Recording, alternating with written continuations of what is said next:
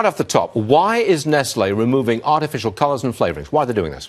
Well, there's a movement now towards real foods, unprocessed foods, and I think Nestle wants to be part of that, which is to say, let's take out the artificial substances in our candies. The problem is it won't solve the problem. They're responding to a new fashion, if you like that, or public pressure, as opposed to some health concern. That's correct? No, it's actually our top officials in the country are talking about, trying to move towards talking about real foods rather than talking about saturated fats and unsaturated fats, which nobody relates to. Nobody goes in the kitchen and says, I'd like 30% fat for dinner, please. You know, they say, I want spaghetti and meatballs. So Nestle, I think, is getting on board with that. The problem is there'll still be a lot of sugar in its candy. So I don't think it's going to actually, it's sort of a cosmetic fix. It won't actually shift the healthiness of their foods. You think we eat too much sugar?